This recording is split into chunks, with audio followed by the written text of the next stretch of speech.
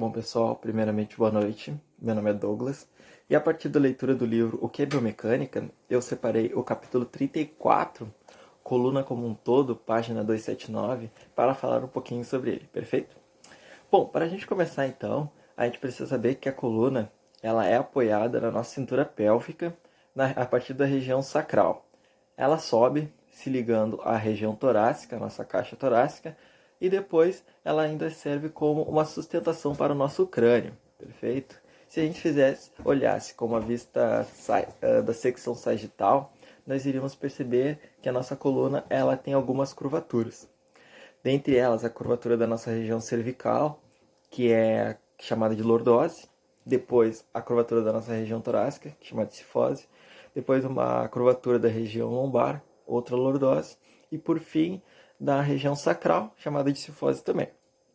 Essas curvaturas, elas são harmonicamente divididas, tá? Com o objetivo de fazer com que a coluna permaneça ereta, mesmo independente da situação, tá? Ela serve para sustentar o corpo, aumentar a resistência axial e principalmente para gerar movimento, rigidez e resistência e também um pouco de flexibilidade.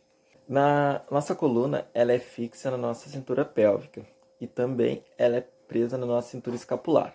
Ao longo da nossa coluna, temos várias conexões externas, sendo elas feitas por ligamentos e por músculos que ficam ali naquela região, fazendo com que se forme uma tensão equilibrada de força, fazendo com que a coluna fique extremamente fixa e, ao mesmo tempo, ela fique ainda preparada para o movimento. A nossa coluna ela possui mais ou menos em torno de 33 ossos. Isso vai depender de algum autor para outro, sendo mais ou menos 7 ossos na região da cervical, 12 na região da torácica, 5 na região da lombar e mais 9 ossos fundidos na região sacro-coxígea. Esses ossos eles são compostos pelo corpo, pelos processos articulares e pelo arco intravertebral. Cada osso da nossa coluna nós temos o que se chama de disco intravertebral, que é como se fosse uma pequena esponjinha que está diretamente relacionada ao amortecimento do impacto, para evitar que o nosso osso de cima bata com o osso de baixo da nossa coluna, evitando algumas lesões e também facilitando na hora do movimento.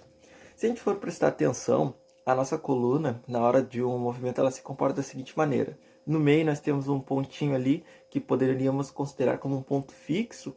A parte anterior nós temos ali o nosso disco intravertebral, que ele acaba gerando uma força elástica de compressão quando ele é apertado. E na parte posterior nós temos ali a musculatura que acaba agindo como uma força elástica também, só que gerada por músculo e por tendões. Quando a gente tem um movimento de flexão ou movimento de extensão, a gente pode perceber o seguinte, que a parte anterior da nossa coluna, no movimento de flexão, ela se comprime, enquanto a parte de trás se alonga. E a parte do meio serve como um ponto fixo, fazendo uma espécie de balanço. E quando se tem uma extensão da coluna, é a mesma ideia, só que a parte da frente se alonga, a parte de trás se encurta e a parte do meio ali servindo novamente como um ponto fixo. Essas características, como as curvaturas, como a fixação na cintura pélvica e na cintura escapular, com aquelas ligações externas que fazem com que a coluna fique presa e ao mesmo tempo tenha um movimento facilitado, os ossos serem divididos em pequenas porções. A nossa coluna ela pode fazer diversos tipos de movimento, dentre eles a flexão, extensão, flexão lateral, movimento de circundução. E ainda assim fazendo movimentos apenas por segmentos, tais como uma flexão lateral apenas de cervical, uma flexão frontal de cervical, uma flexão e uma extensão cervical novamente. E assim por diante. A partir disso a gente pode ter uma ideia de como funciona e qual é a importância da nossa articulação da coluna e o quão relevante ela é para o movimento humano, perfeito? Muito obrigado, uma boa noite e até a próxima.